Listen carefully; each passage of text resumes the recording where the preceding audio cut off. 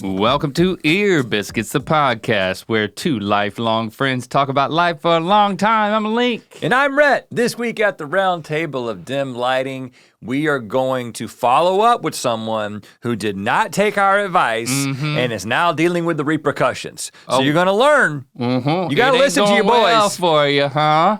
Also, you're going to learn what songs we would strip to or someone would strip to on our behalf. Professional stripper. Yeah, a professional stripper is going to strip to songs that are representative of us. We'll tell you what those songs are going to be, and more. But I have to know about your eye problem. I finally get to talk to you and share some visuals that I have been so wanting to share. You've been personally teasing this to me. He's been saying because you're not going to be able to take it. You know, here's the You're thing. not going to be able to take it. You might have to take a break. I'm just going to tell you, you might have to take a break. And if you're watching, you might need to take a break.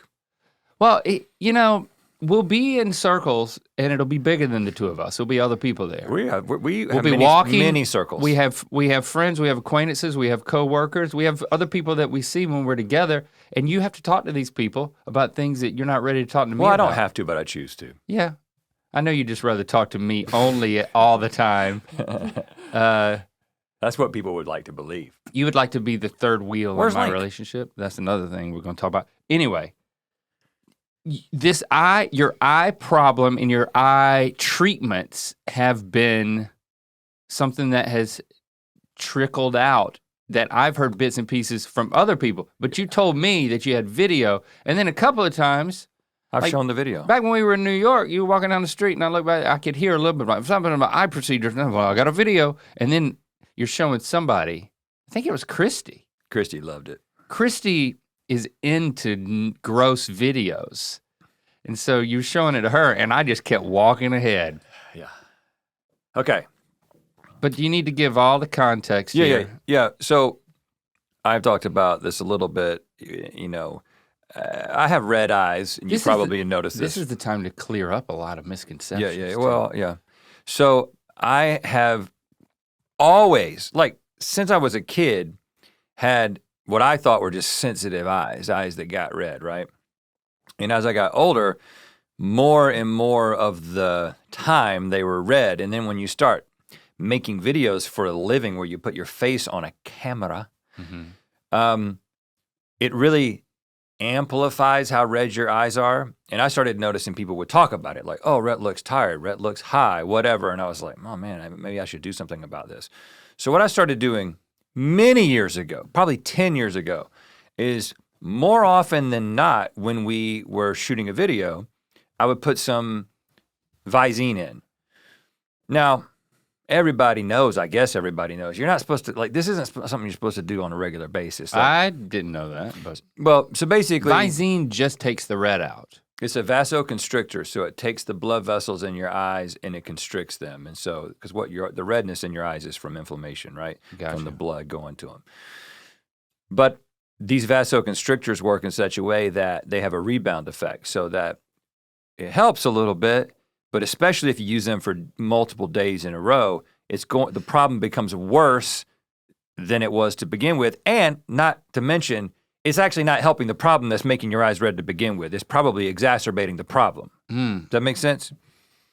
And then you started using more intense drops, right? So thank God for Lumify, not a sponsor, but you probably have seen these.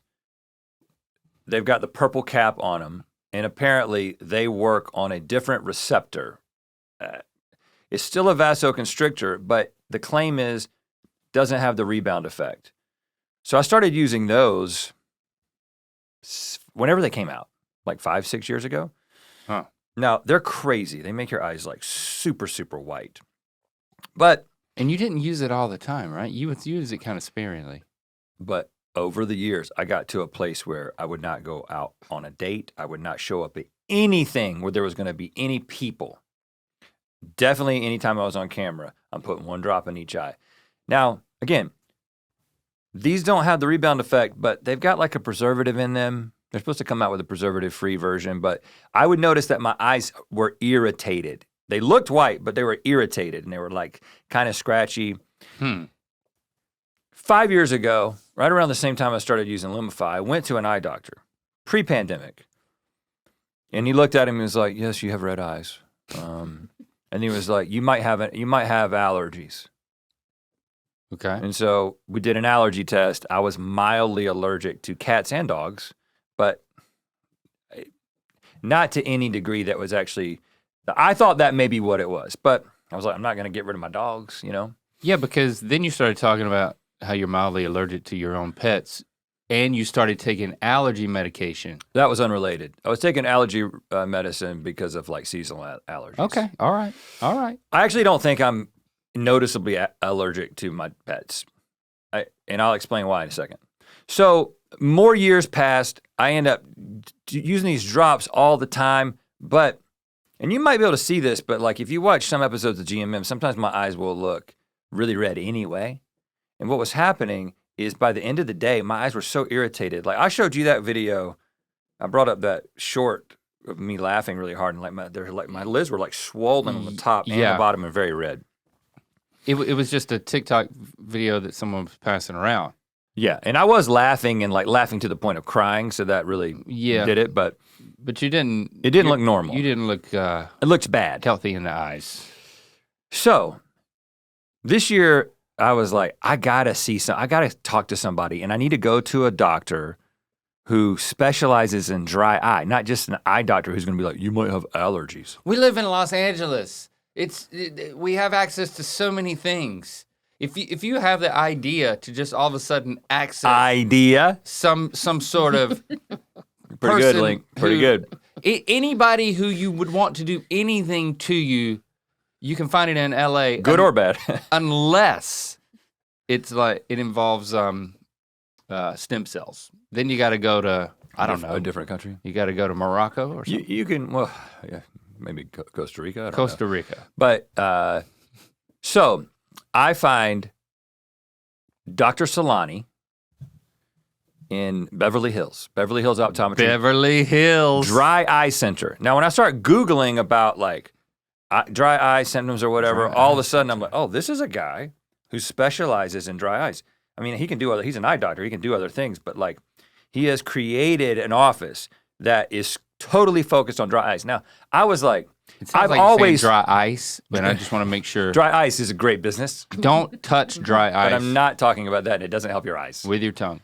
And the fact that this guy was focused, I didn't think I had dry eyes. But I started Redditing, you go on the Reddit threads, and of course there's a whole dry eye subreddit. Mm-hmm. And everyone's saying about their symptoms and stuff, and I'm like, well, maybe I do have dry eyes. I just never thought my eyes were dry. I just was like, my eyes are red and inflamed.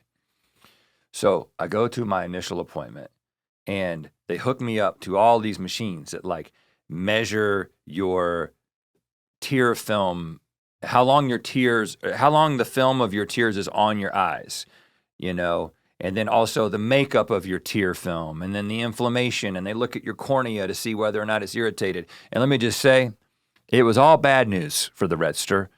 That's me. Is it? I'm talking about myself. I'm going to ask this now so we don't have to come back to it later. Is this covered by insurance, or is this like super special? It is. I talked to Dr. Solani about this in my last visit because I was like, I told him when I got through my 4 initial treatments, which was the package that I got, that I was going to talk about it on the podcast. But I was asking about insurance, and he was like, I can't really remember everything he said, but basically the process by which something becomes covered by insurance, it takes a long time, and a lot of these treatments are very new and are still like under study and, So they're basically conducting eye experiments on rich people. Yeah, well, and people who are desperate. Let me just say, I am blessed with the money to be able to pay for these things, but there's a lot of people who are just desperate because this can be a debilitating problem. And I totally understand the whole not covered by insurance and kind of being on the cutting edge of like when Christy went through her brain injury after a year plus, 2 years plus of trying to figure out a way forward or a way to move past it.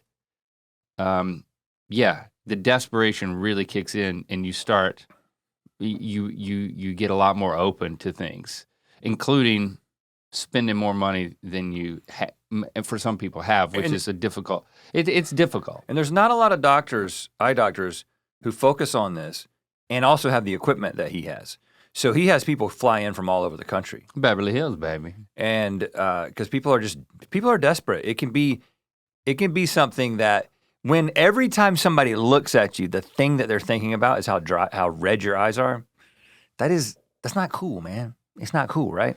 Now, you could do the thing where you just wear the tinted glasses like Bono, which you did a little bit of. And I have started doing, especially after one of my treatments when my eyes are really inflamed like I did the other But that's other day. cool, though. That would have been another route. But... Well, I am going to be relying on that from time to time because the treatments will continue. But let me get into what he did. Back to your regular So basically, my diagnosis was that my tear film, especially on my left eye, which my left eye has always been more red than my right eye, evaporates almost instantaneously, which is not supposed to do that. You're supposed to have like a coverage of protection on your cornea for many seconds. I don't know what's normal, but mine's not normal, especially and then the left blink and it like recoats. So two things happen. This is something else that I learned, is that you have tear ducts that are releasing tears into your eyes. But then all along each of your eyelids, you have meibomium glands, which are glands that secrete oils. And the whole magic that is happening in your eyes is that you've got tears and oil that's mixing together. And of course, when the oil is into the tear film, that makes it last and it doesn't evaporate immediately, right? Because it's got this oil consistency. So what he did is he looked at me and he was like, your tear film's horrible, especially on the left eye. And then he was like, look at your cornea, especially on the left eye, and he had done some imaging thing where it basically looked like a monochromatic image, and there were scratches on the surface of my left eye. What? And he said, imagine someone's washing a window, and there's no lubrication on it, and they're just like taking like rocks and like, oh, that's what's happening every time you blink. Oh, your eyelid is the window washer. Yeah. Just dry, just raw dogging. You have stuff constantly getting into your eyes, but most people are like flushing it out with their tears and it's lubricated, but if your eye is dry, then that's not happening. And then he said, so what you also have, and one of the reasons that all this stuff is contributing to your tear film, is that you have meibomium gland dysfunction, which means that my meibomium glands are not functioning. My meibomium they're not producing, are not functioning. They're not really producing oil. Back in my 20s, when I was, starting my family and starting to think about purchasing things like a home, that was when I found out about a little boo-boo that was on my credit score that somehow you avoided. That apartment we lived in where we ended up writing our names in the bottom of the shower with the shower tape. Yeah, but I didn't write my name on the lease, I think. Yeah, I don't know how you got out of that, but my credit score suffered, and it took me a while to get out of that hole that I dug for myself. Well, we've all hit a point where we realize it's time to make some serious money moves. Take control of your finances by using a Chime checking account with features like no maintenance fees and fee-free overdraft up to $200. Here's how it works. Set up direct deposit in your Chime account, and after a qualifying direct deposit of $200 or more, Chime will notify you to enroll in SpotMe. With an activated debit card, Chime will spot you up to $200 when you exceed your balance. Your next direct deposit is applied to your negative balance. Chime never charges fees or interest for using SpotMe. To date, Chime has spotted members over 30 billion, and now you can give your friends a boost. Eligible members get complimentary boost to temporarily increase a friend's SpotMe limit. And when you give a boost, your friends can boost you back to temporarily raise your limit. Make your fall finances a little greener by working towards your financial goals with Chime. Open your account in 2 minutes at chime.com/ear. That's chime.com/ear. Chime feels like progress. Banking services and debit card provided by the Bancorp Bank N.A. or Stride Bank N.A. members FDIC. SpotMe eligibility requirements and overdraft limits apply. Boosts are available to eligible Chime members enrolled in SpotMe and are subject to monthly limits. Terms and conditions apply. Go to chime.com/disclosures for details. Hey, Ear Biscuit listener, Etsy knows what kind of holiday gifting reactions you're looking for this year. You want squeals of delight. happy tears and spontaneously written songs of joy, right? Well, to get reactions like those, you need to make sure everyone on your list feels heard with handmade, hand-picked, and designed gifts from small shops on Etsy. That's been my experience with Etsy, is that anytime I was looking for something that was thoughtful, like thoughtful to someone's specific tastes or personality, and even sometimes my own taste. I've gotten some stuff that's just like, stuff you can't get anywhere else other than Etsy. Yeah, Etsy makes it so simple to find original items that will make whoever you're shopping for feel extra special. When they open that box, it'll be love at first gift, the kind of love you can only get when a gift is truly thoughtful and perfect for that person. Shop Etsy this holiday season for personalized jewelry, custom artwork, cozy style items, vintage pieces, and home decor to celebrate all your favorite people and their specific kind of special. For original gifts that say, I get you, Etsy has it. I am the king of obscure, like semi-consequential, but not life-threatening medical problems. Okay. I don't know. Nagging maladies? Yeah, just like little things. They really add up. So anyway, did I say ocular rosacea? Yeah. Now normal rosacea is on the skin, I thought. Yeah, so rosacea I think is just sort of a broad term for inflammation. Okay. So what it means when you have ocular rosacea is that the tissues around and in the eye also suffer from inflammation that can be triggered by anything that causes inflammation. It's different for different people. It might be spicy food or coffee or chocolate, all the things that we love, me being me in this case. So anyway, he's like, so you had these issues, and the first thing was, I don't know, if you haven't had a lot of medical maladies, this is, maybe you won't relate to this, but if you had, you will understand this. There's something about talking to a medical professional, like when these diagnoses, as I was getting them, like was like a weight being lifted off of me. Because when you go to a doctor and he's like, well, you might be allergic to something, and he doesn't even really look at your eyes, this is the reaction that so many people get from eye doctors when they're talking about dry eye, because it's just like, they're not educated on it and they don't have any, they're not interested in treating it, or I don't know what the deal is. But when you go and they confirm your suspicion, like, oh, you do have a problem. This isn't just you're being sensitive about this, but you have a legitimate problem, and here are these are the symptoms you're having, and these are the causes. And by the way, so first of all, that's a great feeling. The second thing is, and we can do stuff about it. Yeah, what I hear you saying is that it's easy to treat symptoms. Just throw drops in your dry eyes, but not getting to the root cause. I'm saying that, but I'm saying that many people who feel like there's something wrong, they go to a doctor and the doctor doesn't really confirm their suspicions. And I know doesn't know enough. Hypochondriacs like me that can be a problem, and you don't need everything confirmed sometimes. But when you know that you've got a legitimate problem, it's like, oh yeah, your left eye is worse than your right eye because of this specific reason. Let me show you some images to confirm that. Like, that's a reassuring feeling, because you feel like now you can begin a journey to actually take care of it. Well, let me tell you a little bit about that journey and show you some stuff. He also said that your eyes didn't close all the way. I heard you say that. No, so I told him that because I was like, I think one of the reasons my left eye might be worse than my right eye is that I have observed— it's bigger. Sometimes in videos, when I blink, that the left eye won't completely close, which again, very common problem. Like a lot of people, it's not anything you would ever notice, but when you watch them blink, one eye's not quite getting all the way there. And then maybe when they're sleeping, one eye isn't totally closed. So creepy. I suspect that that's happening. And crusty with my. Yeah, I never really had. I don't have any crust. I don't have sleep in the eye. Maybe I need to. Is your left eye bigger than your right eye, or is your left eyelid shorter than your right eyelid?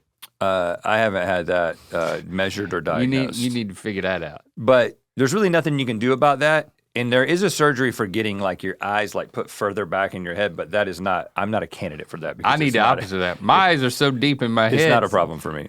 You can't see them. So you can't see my eyes at all right now when I put my eyebrows down. So here's the thing that we did. He said, I'm going to put you on, and he said, we could start today, day one, while I was there. He was like, we can go ahead and do all the things that I'm recommending. And this is where the fun starts. So the first thing he did was, because you were like, go for it. Yeah, I was like, I don't live close to Beverly Hills. I'm very busy. I'm here. Let's do everything you're willing to do right now. And so the first thing he did was he put these metal guards into my eyes. What the hell? What? Are you so he gave you what? He gave you a full contact lens that's made out of metal that went under your eyelids? That has a rod coming out of it, and then he got into the picture. Oh my God. He how did you even know that he was taking a picture? Well, because you can't see through that, right? No, it's metal. Because I said, I want to take pictures of this because I'm going to talk about it on my podcast. What in the shit crap? Oh my God. Like, I can't, hold on, I'm not done looking at this. Okay, well, if you're going to go this slowly with every little piece of this, like it's going to take forever. A metal cloche completely covering your entire eyeball. How did that feel? Well, he puts deadening drops, like numbing drops into your eyes first. Now, first of all, you've worn contacts, and you've also worn full sclera contacts. But it didn't have like a metal rod coming off of the front of it. Honestly, it was fine. It was okay. He also he puts these drops in your eyes so that your eyeball gets numb. Okay. So then the reason he did this is because he's about to shielding my eyes from this intense pulsating light treatment. Now, this is a treatment that people get done for like wrinkles and stuff like that. Like you can get they put this gel on your face and then like it's like a laser, but it's incredibly pulsed light. It's not like one of those lasers that's like taking off a surface of skin. Okay. It's stimulating the skin. It's like shocking the skin, and it hurts like hell, but not that bad. And again, I was like, just on your eyelids or the edge of your eyelid? He goes all around the eyes, and then he turns it way down and goes on the eyelids. And the idea here is that when you do this, you're stimulating all of the tissues here because he's trying to get these glands activated so they'll start pumping out oil and doing their job, because that's a big part of my problem. Okay. So he does that, and it was a little shocking, literally, and I was like, okay, this is a lot, but not really, given the fact that I'm willing to go through whatever to solve the problem. So then the second thing. Were you whimpering? No, I was not whimpering, not yet. Then the second thing he takes something that's very similar to those metal things, but they feel like they're rubber or plastic, and then they have a tube that's coming out of them, and he has to tape them to your eye. Oh my God, Rhett. So this is called Lipoflow. I think that's the name of it. And essentially what he's about to do is he's about to heat my eyeballs. He's gonna melt your eyeballs, yeah, man. He's cooking my eyeballs a little bit. With liquid coming out of those tubes? No, it's just they're grabbing they grab onto your eyeballs, and it hooks up to this machine, and then for like 12 minutes, the machine is like doing like making noises and stuff, and you feel your eyeballs and your eye sockets getting warm, and it's just like the things are like moving, like pulsating in different like patterns. Damn. And again, this is to get everything flowing. So then, once he had done that, he said, okay, now what we're going to do is we're going to express your glands. Mm-hmm. Your meibomium glands. Okay, self-expression, I champion that, but like doctor-assisted expression of any gland, I'm wary. So again, all along your eyelid, top and bottom, you've got these little glands. Now, let me just tell you what is supposed to happen, what probably happens in your eyes. If you were to grab a hold of your eyelid with some forceps that are specially made for this and squeeze on your eyelids, you would see oil come out of them. The consistency of olive oil. Okay. Wow. Okay. Let's watch what happens when you do this to me. I wouldn't want to see that happen to anybody. Let's see what happens when you do it to me. So with one hand he's filming you, with the other hand he's squeezing your eyelid? He's got a machine that films. I'm hooked up to this thing where my chin is in this thing and there's a camera, and so he doesn't have to think about filming it. Okay, good. Okay, so here he goes. What? Is this the... Okay, just watch. You see how that Oh my God! Now watch. He's just grabbing... Oh! It's zits! It's... Oh my gosh! Yeah, it's like toothpaste coming out. Pus worms coming out of your... It's like Dr. Pimple Popper. Oh my God! Look, it just keeps going. It just keeps happening. Ooh! And he's just grabbing... Oh! Oh my God! Look, more. Oh! Yeah. It's just... It's just they're clogged. It's like oil and dead shit. I don't know what it is. Look at all these. Look at all these. Look at all these. Oh, worms. Dude. I am sorry. Oh my God. That I'm watching this. Okay. So, good news and bad news, Link. He did that all around the bottom and the top. And the bottoms were worse than the tops. And the bottoms are worse than the tops in terms of pain or in terms of pus? Oh, I didn't talk about the pain. So, yeah, because another thing he said did he warn you and how much did it hurt? I don't want to scare people away from this because I actually, when I have an appointment, I get excited about it. I look forward to it because it's effective, and I'll explain that in a second. But when your glands are clogged like mine, it hurts. He was like, it's also not really supposed to hurt. Like if he were to do that to your eyes, it would be, it's not comfortable to have somebody grab your eyelids with forceps. But the tenderness and the pain is actually related to the dysfunction of the glands as well. So I kind of felt like I was going to vomit. And me too right now. Like as he was doing it, I was like, ooh, I got to tell him to stop. Ooh. But I was like, no matter how bad pain gets in medical situations, I never raise my hand or tap out. I don't know. So it's too prideful. Like if I get a massage and I'll go before I'll say anything. You know what I'm saying? And so you did whimper. I was like, oh, I'd be like, damn. You said, you damn? Yeah. You said, damn. And he was like, oh, well, next time I can give you more of the numbing drops, which honestly, he did that the next time, and it doesn't, your eyelids are not as impacted by that. Well, what about a pill? Well. What about Twilight? Well, that would be totally over the top and unnecessary. It's not that painful. It's just, in fact, you almost vomited in your own mouth because it hurt so bad. Well, I was just like, whoa, I feel like I could throw up, but I didn't. And each time I've been 4 times. And the last time I went, which was last Friday, I was like, oh, this is much less painful now because it's actually beginning. He's saying that's progress. Well, he showed me. So there's no reason to watch.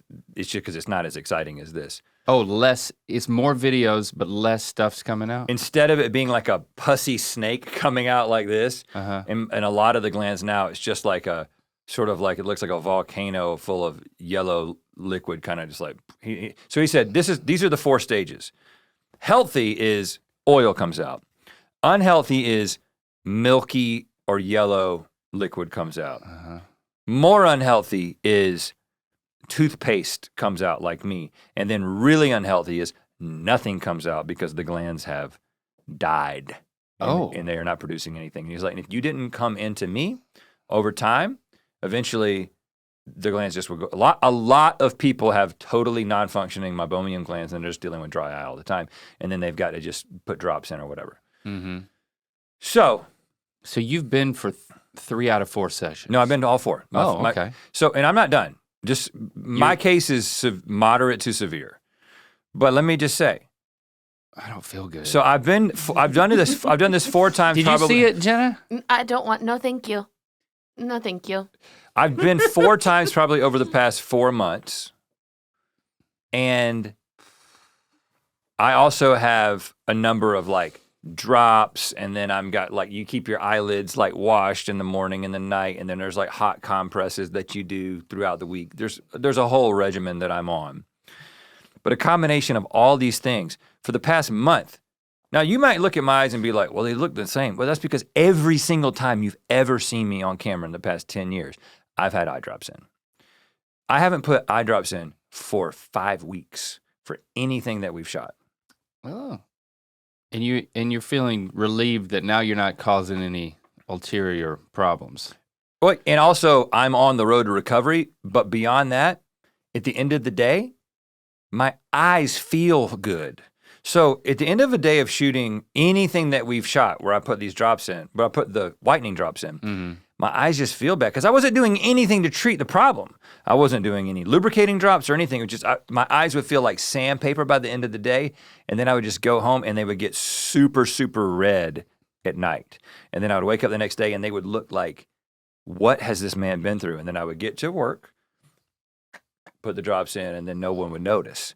But now I don't have to. I don't have to do that. Now there are certain circumstances. Maybe I'm having like an especially inflamed day or whatever when I could use the drops, but I can use them as needed. I mean, this is. I gotta say, I'm pretty freaking excited about this. Look at that. And so I'm going probably. Look, you're a middle-aged white man talking about a revolutionary medical procedure on a podcast. Congratulations. Yeah, I'm in an elite group. Every 6 weeks at this point, I am going to be going, and then there's a couple of get that squeeze. There's a couple of more stages that we can get into. There's some probing that can be done, but my glands are actually responding. So that's the story. It's a little long.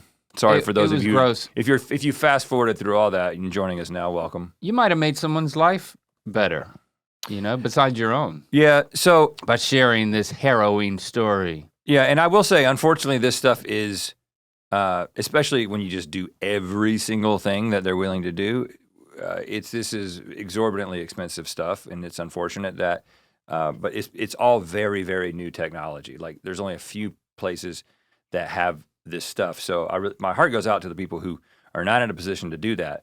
But I think that there's a lot of steps between where I was and where I am right now where you don't necessarily, like, there are people who can be like, oh, I'm just going to start putting these lubricating drops in and I'm going to start doing warm compresses. There are lots of things you can do without necessarily doing the expensive treatments that will help your eyes a whole lot. I was doing nothing except treating the cosmetic issue and just making the problem worse. You feel empowered. You feel like your own advocate. It's good. Sure. I'm glad. So thank you to Dr. Solani for all the help that he has brought. Wow. And yet, do you have a new friendship too?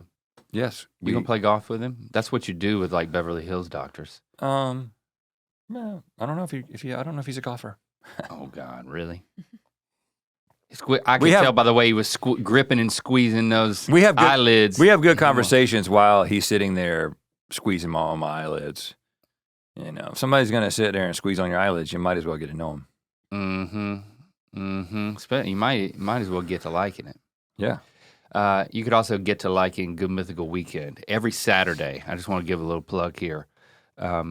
Last Saturday and the next 2 Saturdays, we're doing a short little run of Good Mythical Weekend. We did it over the summer, so like this is when the crew lets loose. We let them play highly formatted games and just have a good time. It's longer format, conversational gamesmanship amongst funny friends. That's what happens. That's what happens on Good Mythical Weekend. Check out last Saturdays and the next 2 Saturdays as this comes out. So let's get to a voicemail. Let's hear it. Hi, Rhett Link. My name's Jessie, and I'm from Michigan. And I need your advice as to how best to convince my sister and her fiancé that the three of us should live together forever. Because I don't like living alone, but I'm also not in the market for a partner. And the sound of a triple income household sounds quite nice. Any help is appreciated. Thank you. Third wheeling permanently in a relationship. Interesting. I mean, I guess from her perspective, she's got like a good enough relationship with both her brother-in-law and her sister to like want to live with them, you know? Oh, I thought to have the courage to ask for this. We don't. This is all coming from her perspective. We don't necessarily know If they feel the same way about her. right. But let's just assume that this is not. I mean, this is someone who's made one incredible life choice to listen to this podcast. Right. That's Which is a great that's indication. positive. It's a great Yeah. indication that maybe Yeah. you're not an idiot, you know? Right. You know? You're thoughtful, well-rounded, independent in the places that you need to be, adult. Self-aware enough to know that this is not an outlandish request, but self-aware enough to know that you might need our help in order to make it happen. Yep, because it's a little bit weird.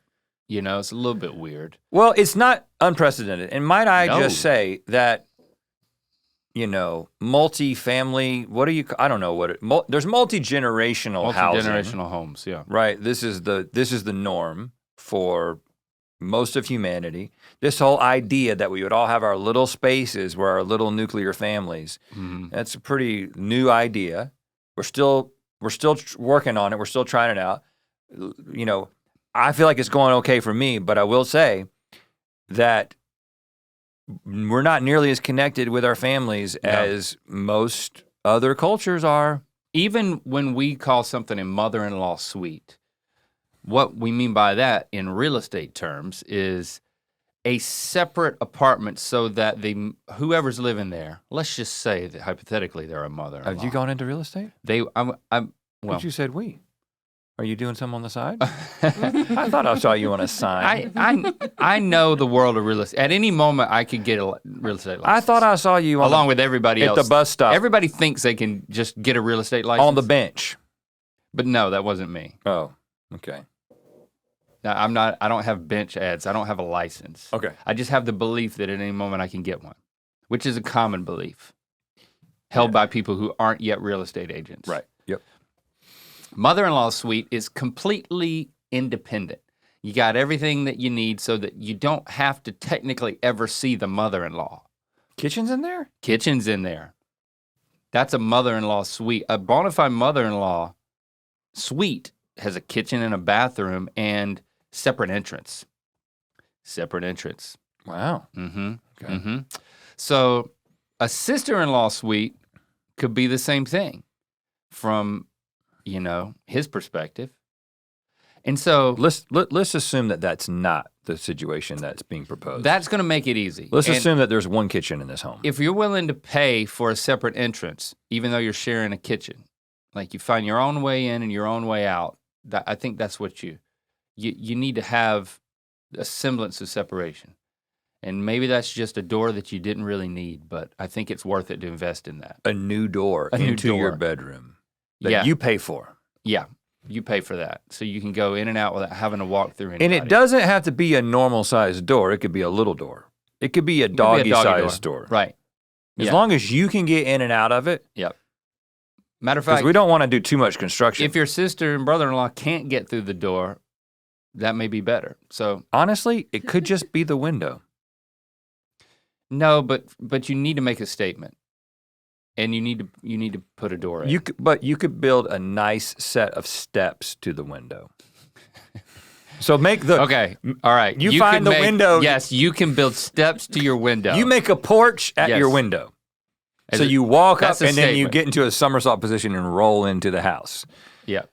You're gonna have to figure out how to lock it. I mean, hatch on the roof could also work with like some sort of a Hatches on the roof Ladder. are notorious for leaking. leaks. Yep. You got to can be never seal them. So we're So- not recommending the hatch on the roof. Really hard to seal. And maybe you need. I think you've got to treat your room like a college dorm room in that You got to have a microwave in mini there. fridge, microwave, toaster oven, air fryer. I don't know how crazy this needs to get, but they're just Call the fire authorities for this part of it. what you have to do is you have to convince them that there is a scenario in which they would never see you. Because they need to know that that's an option. Right. Now, you might get along, you might watch movies together, and they might be the kind of people who it would just sort of let that happen, but slowly let resentment build. And Yeah. so you have to meter yourself out. And so you basically need to be like a thief in the night. You need to be but able don't to steal from your sister. definitely don't do that. I have a grounded and a lifelong perspective on this, having observed it Okay. secondhand, and talked to my mother, who observed this firsthand. My mom grew up in a house with both of her parents, Good. Clyde and Lucille. That's my nanny and papa. But from, I believe it was early high school. It might have been late middle school for my mom. Nanny's youngest sister, my Aunt Vicky, moved into the house with them. Mm-hmm. Now she was single. Since she passed away a few years ago. Yep. Nanny had passed away a few years before that. Did she have an air fryer? They did not have an air fryer. So Nanny Before was time. the oldest sister of, I believe it's 9 siblings, and Vicky was the youngest. So they were many years apart. And yes, in fact, my mom and Vicky were pretty close in age. Closer than Much closer. than her sister, yeah. To the point where, there was a child in this situation. My mom lived upstairs in the house, and in the back bedroom, Nanny and Papa had the separate beds thing. Mm-hmm. So it's just another data point actually for this story. That like I don't know exactly how, but they had separate twin beds on either side of the room. Yeah. And it's a very common thing amongst older people, I think. It's becoming more common. And becoming more common again. And they were still in the same room though, which I thought was nice. Vicky had her own room on the other side of the house, but they shared not only the kitchen, but they also shared a bathroom. Who shared the bathroom? Everybody. There was one bathroom in One the bathroom house. in the house. Oh my Yes. Lord. And Nanny never drove. She never learned how to drive a car after when she first took a lesson. Ironically, from my mom's second husband's mom's car. She drove the car. She tried to pull it out of the barn, but instead of backing up, she drove forward through the barn, busted through the barn, and never drove a car again for the rest of her life. So Aunt Vicky, people would drive her around. And Aunt Vicky and her were really tight. She'd drive her around everywhere that they went, that like when my papa was working or didn't want to go anywhere, the two of them could go and do stuff together. Okay. And in fact, they worked together at the same shirt manufacturing place. In Irwin. Shirt factory in Lillington. across from Bird's Drive-In over there where the Where it splits. it's called Red Cap now. Yeah, Yeah. where it splits, where the Burger King is. She worked there. They both worked there their entire lives, like communing together, inspecting and folding shirts together, coming home together. And as far as I could tell, you know, she remained single her entire life, and she just lived there her entire life. I mean, fast forward to when my papa passed away in 1998. You know, that was difficult, but it was mitigated by the fact that like Nanny wasn't left alone. She had this sister she was close to all of her sisters, but like for them to be that close, it was nice. And then as Nanny started to age, Vicky took care of Nanny on like a moment by moment basis all the way until she passed away at home during COVID. Right. So there were a lot of practical benefits to their bond. I never really got a handle on what my papa thought about it.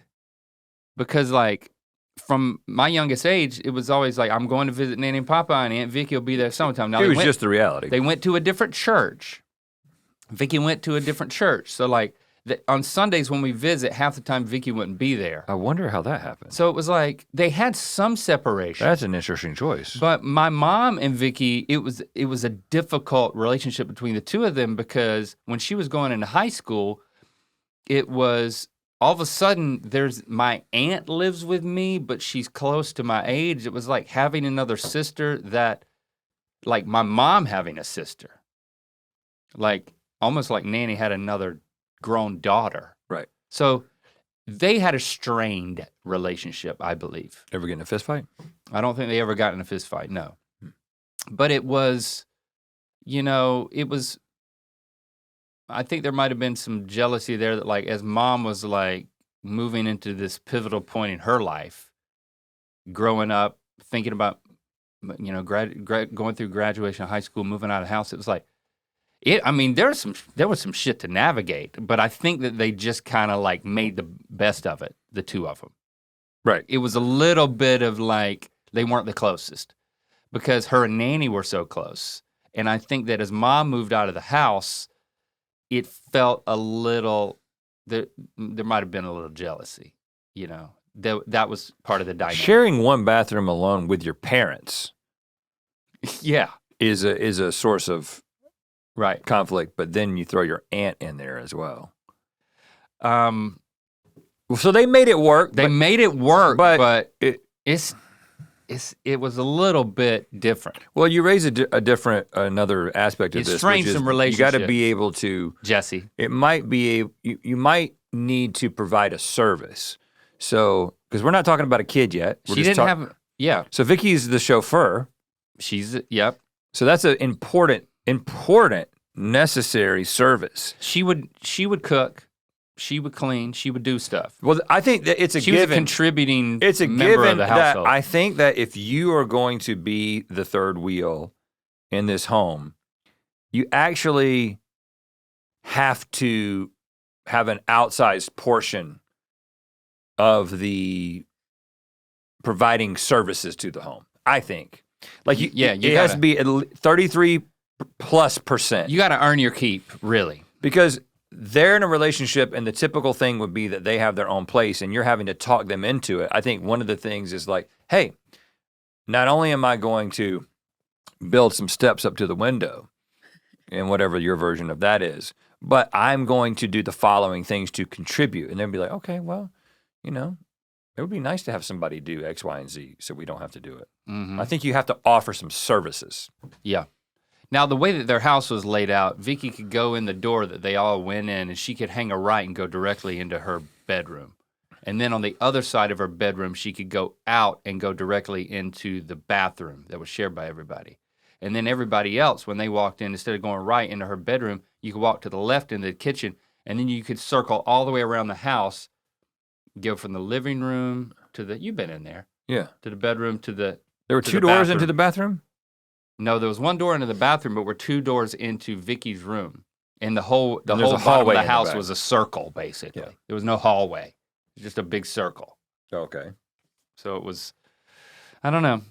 I miss him. It worked for me being the grandchild because I just had it. Having Aunt Vicky there was like almost having like another, a second nanny, like having a third grandma. Well, I think That was nice. This is becoming more and more common. Housing is not affordable. People are trying to find creative solutions. A lot of people have roommates, and of course, people in relationships with trying to bring in that double income. But yeah, just throw in a third person, and as long as you can make it work and you've set your boundaries, I just think that I think we've really bringing done it some with services with the services and entrance and exit. We got this. You got this. But you if can do it. but if you you're better gonna talk be- directly Yeah. to your brother-in-law. Don't just work through your sister.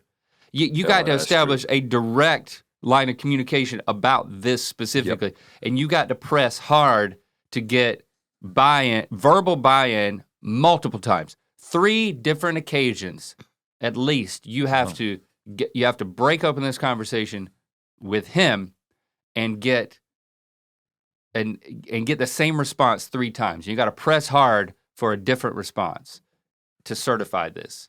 And you got to do the same with your sister too. But don't be working through your sister and hearing secondhand. Don't you be doing that. Yeah. That's a bad idea. Because you're going to have that level of open communication between the three of you if you're going to share the space. Yeah, you're going to be smelling each other's poo-poo. Yep. Nothing brings people together like that. Learning a new language really comes in handy when you're traveling. Also, if you're watching shows in a different language, that's fun. Or just to improve your brain. In any of those scenarios, in comes Rosetta Stone, the most trusted language learning program available on desktop or as an app that truly immerses you in the language you want to learn. They've used trusted experts for 30 years with millions of users and 25 languages offered, some of which include Spanish, French, German, Korean, Japanese, Dutch, and Arabic. It's designed for fast language acquisition with an intuitive process so you pick up a language naturally, first with words, then phrases, then sentences. Their built-in true accent feature is an awesome addition that gives you feedback on your pronunciation so you truly learn to speak like a pro. A lifetime membership has access to all 25 language courses Rosetta Stone offers at an amazing value of 50% off. Do not put off learning that language. There's no better time than right now to get started. You can get Rosetta Stone's lifetime membership for 50% off. Visit rosettastone.com/ear. That's 50% off unlimited access to 25 language courses for the rest of your life. Redeem your 50% off at rosettastone.com/ear today. Ear Biscuits is brought to you by BetterHelp. You know what? I just want to take a moment to give a shout out of thanks to my therapist. Thank you, my therapist, who I'm not gonna give the name of because I want to keep that to myself. Okay. Along with everything that I share with my therapist. Thank you for being the type of person that I look forward to sharing things with that other people don't get to hear. Well, that's great because this month is all about gratitude, and along with the people in our lives we like to give shout outs to, like your therapist, there's another person we don't get to think enough, ourselves. Oh, it's sometimes hard to remind ourselves that we are trying our best to make sense of everything, and in this crazy world, that ain't easy. Here's a reminder to send some thank yous to the people in your life, including yourself. We're huge advocates for therapy, so if you're thinking of starting, give BetterHelp a try. It's entirely online, designed to be convenient, flexible, and suited to your schedule. Just fill out a brief questionnaire to get matched with a licensed therapist, and you can switch therapists at any time for no additional charge. Let the gratitude flow with BetterHelp. Visit betterhelp.com/ear today to get 10% off your first month. That's BetterHelp, HELP.com/ear. We have a follow-up, right? Yes, On a previous situation. we do.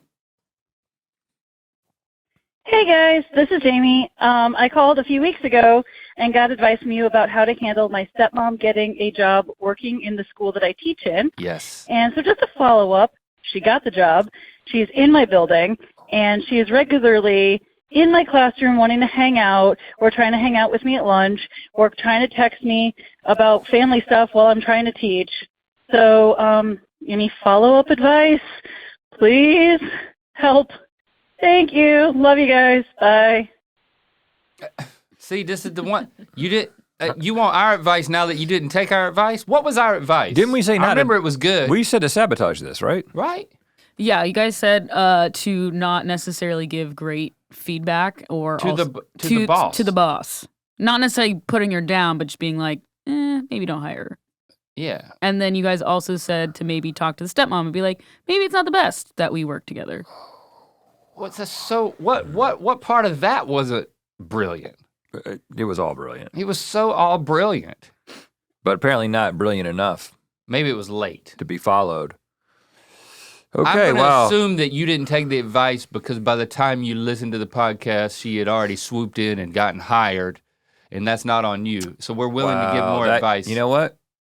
Trying to be That's a really good point, Link. I don't know how much we've been thinking about the time that has elapsed. we're so selfless. We're going to take this on ourselves. Okay, right. we'll fly out there. Where do you live? Here we go. We're gonna give you more brilliant advice to get her fired as soon as possible. I think what she's already done is grounds for firing. You know, bothering you, like infringing on. I think you got to go to the boss. I think you got to go to the vice principal, or whoever's, and you got to say, this woman will not leave me alone. Well, and any good boss is going to She's related to me by marriage. Yeah, any good boss is going to say, well, I think you should talk to her about it. Have you talked to her about it? So we have to go there first. Or you be like, why did you hire her? You know that we're related. No, see, now you're jeopardizing your own standing with the boss. You can't do that. Yeah, quit. You're just gonna have to quit. Listen, you're gonna have to start over somewhere else. Yeah, I mean, this is very simple. I mean, mother-in-law, there's got to be separation. Well, but now you're in a situation Gotta be a separate where door. What I heard is happening is that she's coming into your class. She wants to hang out. She wants to get lunch together, and she's texting you about family stuff during the day. And so now you really have to have that conversation. You really got to have that conversation. I'm just trying to think of another way. Is there a more fun way? All right, I got another idea. To push this to the side. I mean, yeah, you can just have a direct conversation. You can be adult about it, but you could. All right, strap in because this is not going to be easy. Good. You're gonna have to fake your own death. There you go. But what you got to do is you're going to have to talk to your administrator about this and tell them this is what you're going to do. This is quite far. Yeah, I wasn't ready for this. Okay, well I'm just saying you're going to fake your own death and then immediately become the substitute for yourself. What? Okay. You're going to need a wig. Yeah. At least a wig. You might need facial reconstruction. Yeah. Surgery. And it just depends on how serious you are about this. The type of person that your mother-in-law doesn't like is the type of person you need to start looking like. Yep. Yeah. So do some research about that. What are her biases? Right. But you're going to have to reinvent yourself. Unless you're willing to just have a conversation and about boundaries. But if you're not willing to do that, you're going to have to fake your own death, get other people to understand that it's still going to be me. But I need y'all to call me Lurleen or whatever the new name is going to be. Why doesn't what if you went to your boss? No, don't go to your boss. What if you went to your mother-in-law and you said, I've gotten feedback from the boss and they're saying that we're fraternizing too much. It's like people are starting to talk about how we're related by marriage, and it's just not the type of thing that our boss wants to see. Put it on the boss. But then she'll gosh, I don't want to jeopardize your job. She'll go and talk to the boss, and then it'll be caught for lying. Here's another thing you could do. There's a Pavlovian path here, which is you begin to shock her. Any behavior that she is doing that you don't like, what you do is you have some kind of response to not reinforce it, but to disincentivize it. So one thing is, you might find something that you're allergic to. Mildly allergic, but enough for you to break out in hives and maybe close your windpipe up just a little bit. Not to the point of actually creating a serious emergency. So you got to really dial this in. Maybe don't worry about impeding your breathing. Let's just go with hives. No wheezing. You can fake wheezing. Just break it out. I want you to begin.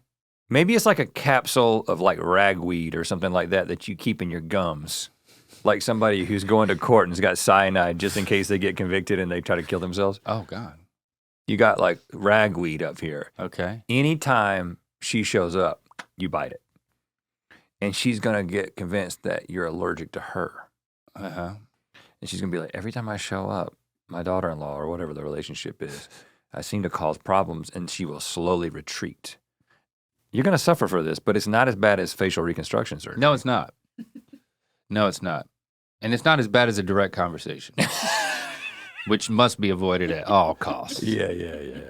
You know, that's going to hurt too bad. It's going to hurt too bad. I mean, you could just avoid her. I will say my father kind of did that. Every time he'd have to take me shopping, he'd break out in hives. Oh, really? Yeah. Have to leave. We'd have to leave. Yeah. He couldn't stand it. Going into stores, going into a mall, breaking out hives. It's tough because of all the fragrances. Fragrances. Yeah. I'm allergic to shopping as well. Yeah. I'm with him on I get that. so tired so quick. I can be. You scratch hard enough, people think that you actually are breaking out. Yeah, Because yeah, you're like, yeah. well, There's you're all ways to red do it. now. There's ways to do it. Yeah. I mean, I love record shopping, and I even still get this sensation when I'm record shopping that like I can't do this anymore. And I'll be going through a bin, and instead of like looking at every record in the bin, I'll just kind of like go 5, 10, 15, just kind of like just kind of maybe I'll spot something.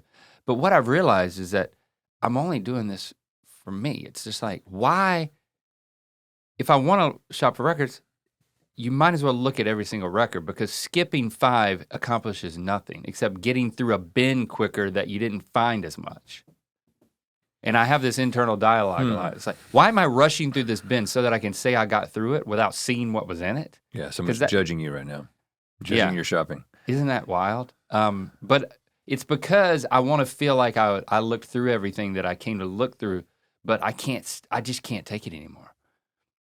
Now, I will say, over the course of 2 days, when Lando and I took a little trip to San Francisco for one night recently, we went to 8 record shops in 2 days. That's a bit much. Yeah, so I did break through. And you can break through too. Next voicemail. Hi, Rhett. Hi, Link. My name is Maddie, and I'm calling from Texas. So I am a pole dancer and a cosplayer, and I like to bring those two things together sometimes. For example, my last performance was a Las Vegas-themed show, and I was dressed as a sexy Chris Angel, and I danced to Paralyzer by Finger 11 because I felt like that really encapsulated Chris Angel's kind of aura. So I was just curious, if I was ever to cosplay as one of you guys, what song do you think would be best to dance to? What would encapsulate you guys' aura? Thank you. So she's gonna dress up as us, but sexy stripper version, but she needs the right song. But I just want to understand the context for this. Like, where is this? Well, because as we've established, we've never been to a strip club. Oh, this is okay. You don't know about this? Yay! Is I'll this tell on you. Twitch or something? No. This is like there are pole dancing like classes and lessons and actual like competitions outside of the strip club kind of world where they compete and do different cosplaying based on like song choices and things, and they get points for creativity and skill. Okay. So there are pole But what dancing about competitions that boobies? this sort of thing happens. The No, are the boobies I out? don't think they're stripping. They can, yeah. There's still like an element of stripping involved in the. but not shows. But not nipples out. I'd not? say I think it depends on where the competition is, like what state. Mhm. Well, There's rules And about what temperature the thermostat's set at. Probably, Yeah, right? yeah, definitely as well. That's a factor. Yeah, but you're saying some pole dancing routines don't involve stripping at all. Correct. The removing of any clothing. Yeah, they don't always, because you have to have a certain amount removed, or you're not going to properly like hold on to the pole. Like So, you can't yeah. And you for can't us- be fully clothed trying to pole dance. You're going to slip right down. That's why firefighters have to be fully clothed when they go down the fire pole, because otherwise they'll stick to it. Oh. You gotta have and clothes that's on. And that'd burn you. Yeah, up. Yeah. Talk and you about get- clothed firefighters as much as you want, Jenna. Yeah, clothed. Do you want to talk about any other type of firefighters? No, stop it. I didn't mean to bring it up again. Unclothed, You've been doing firefighter research, huh? sticking to that pole. Ah. Well, he's supposed to be coming down any moment, but judging by what I can see, it seems that he is stuck on the pole He's stuck. on the second level. I have quite an angle. That would be quite an angle. For And- our cosplaying stripper pole renditions, it will be there will be some sort of nudity. There'll be nudity, some form of it. Okay. Well, maybe just based on the fact that if you're going to dress up like me, Fake beard. there's only so much you can take off. I mean, like, okay, yeah, you take the fake beard off. You should actually probably leave the beard on. Yeah, leave the beard on. You're gonna take off the button up, and you're gonna take off the jeans, and then you're done. You might take some shoes off. You know what I'm saying? Like, maybe I would be layered in this scenario. I don't know. Like, I'm just saying that there's not a lot. I don't wear vests. No. Chris Angel is like layered, and there's it's probably. I think it's black. It might be leather. Yeah, and I think that It's vest. I think he shows skin as part of his outfit a lot of times. Right. There might be some Already. mesh. We don't have that at your disposal. So for me, you're gonna. I don't know. Your hair is gonna go up in an obnoxious way. You're gonna wear glasses. Booty shorts are not off the table. I don't know. You could paint on some tattoos. Well, you could have boxer briefs on when you take the jeans off. Yeah. But what she's really asking about is a song. So What song captures the aura? yeah, this is a tough one because first of all, we can't play the song here. Unless it's one of your songs. Yeah. That's Too much? We wrote those songs for specific comedic purposes, and I think that would undermine the seriousness of the event that she is participating in. Unless it's two strippers doing a routine together on a pole. Okay. Then maybe. Well, let's start with one. You go first. Anyway. Let's just say it's you. Just throw an idea. I mean, I'm trying to think of something that would be a good song that you could strip to, but also captures my aura. I mean, I don't know. I think a song that captures my aura is the Cheers theme. Sometimes you want to go where everybody knows your name. Yeah. And they're always glad you came. Yeah, there's double meaning there. you want to be where you can see I'm just- troubles are all the same. Like, I'm just like, I kind of feel like you want to go where everybody knows your name. I like that song because Do. it makes you feel good. It's got a good, clear message. It's a slower pace. It's slow. It's not in your face. It's not like people aren't gonna like stand up and start doing things. It's more just like it's not too exciting. It's just a really good song. And now then, again, we've never been to a strip club. and then at the end of it with the piano at the but end, we're feeling good about this. She's slowly sliding down the pole. Now, are her eyes red, or I don't think she has to do that anymore. No. Because old Rhett, you'd have to get your eyes all nice and bloodshot. But you don't have to do that anymore. Which you could do just by hanging upside down on the pole for an extended period of time. But you don't have to do that anymore. There's not much of a beat in that song. But I think that makes it interesting. Yeah, it's more interpretive of a pole dance. And so, all right, so she's gonna stay out there as you, and then you're gonna bring a friend to be me. Oh, and you know what? Or she could just change. No, because we need Jenna's right. We need both of us out there, and we could do the Friends theme. So we just do themes? TV theme songs. And that's pretty energetic. I'll be there for you when the rain starts to fall. It's like, hey, can you get two people on a pole at once? Yeah. Yes. Like higher and lower? Mm-hmm. And then it's called stacking. maybe beside each other? Spinning? Maybe. Yeah. Okay. Sometimes there we you go. can do a thing where there's somebody on top and somebody on bottom, and then they flip, and you didn't even really know how it happened. I do like the progression of the Cheers theme into the Friends theme. Sometimes you want to go where everybody knows your name. I'll be there for you. You know? It's kind of like a call and response. It's an answer. But then it feels like we need to close out with one last theme song for both of us. Like maybe Simon and Simon. Simon and Simon. I don't know. That's just an instrumental.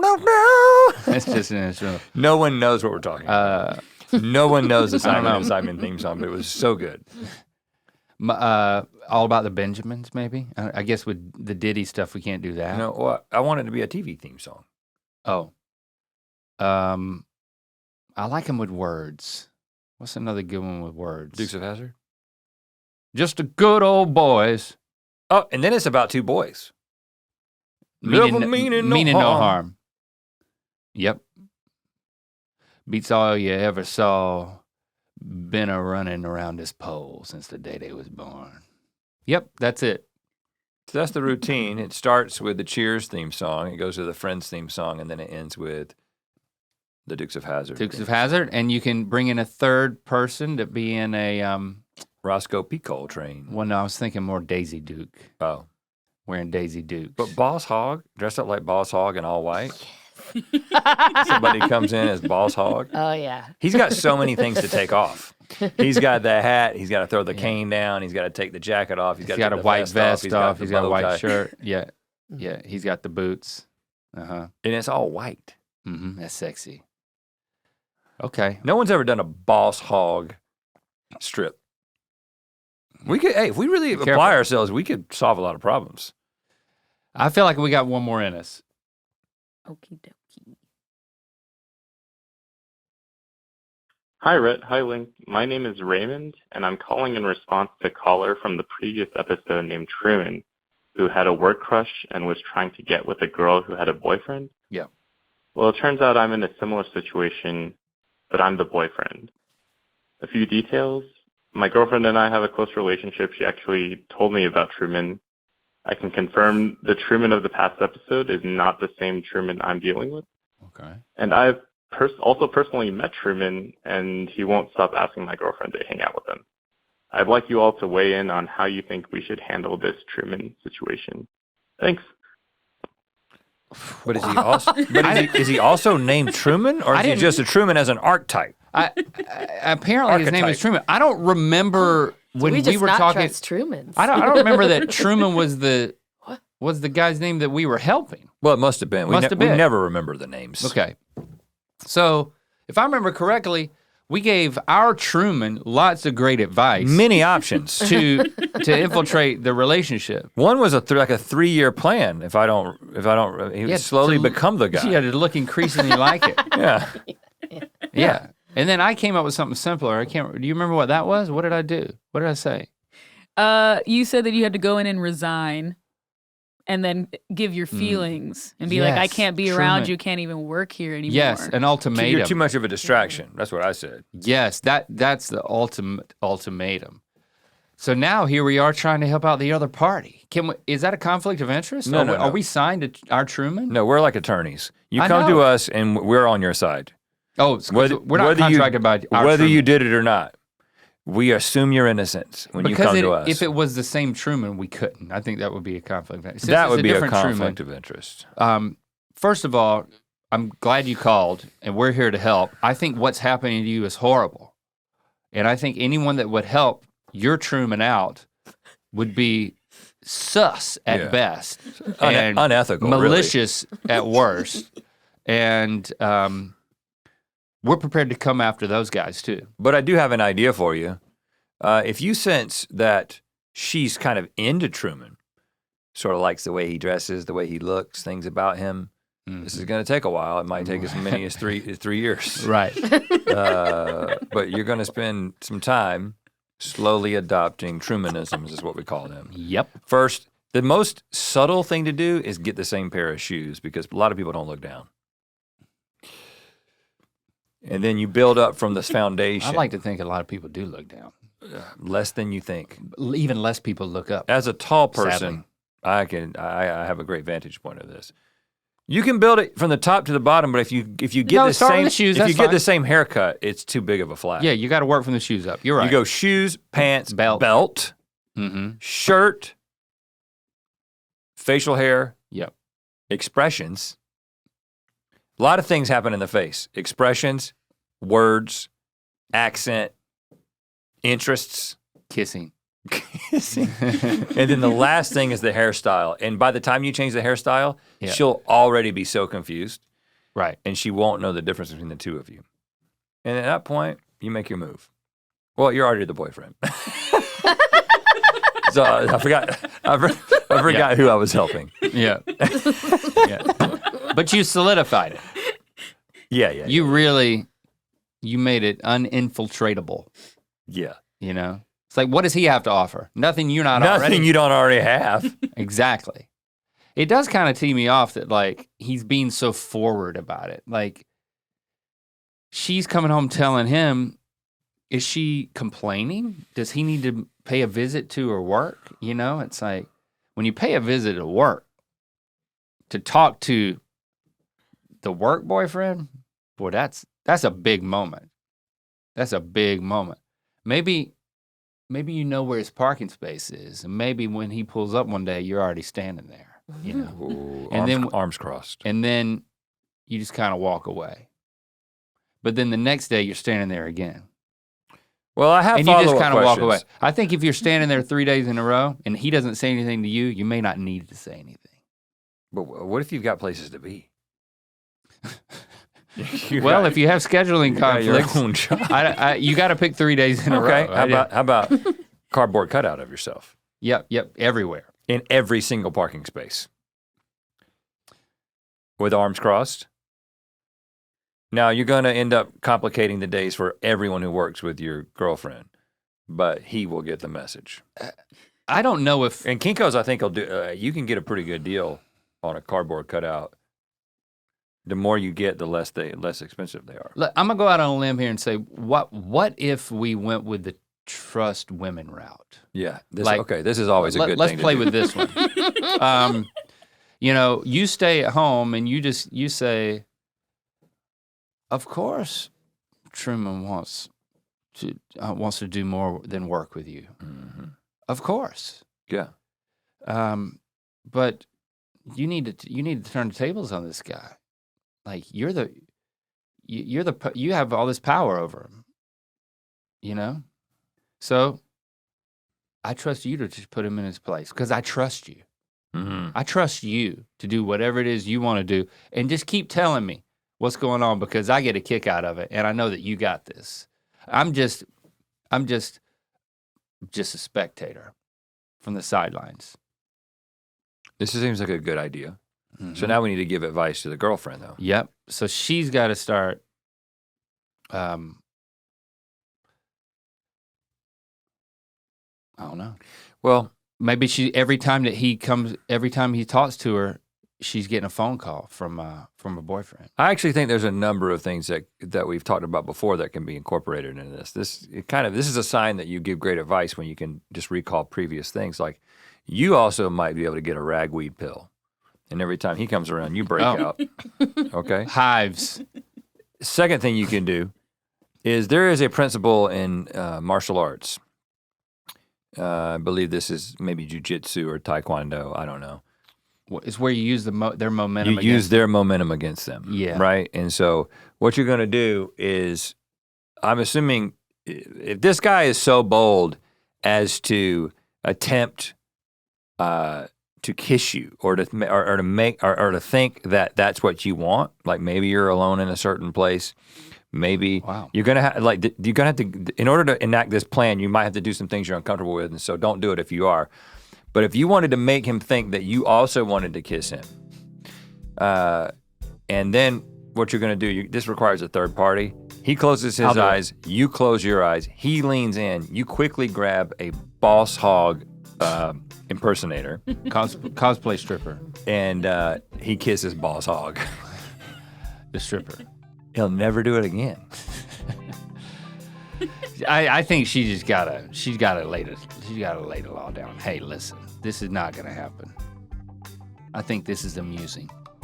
Nothing more. Yeah, you got to tell him to back off, right? It's not professional.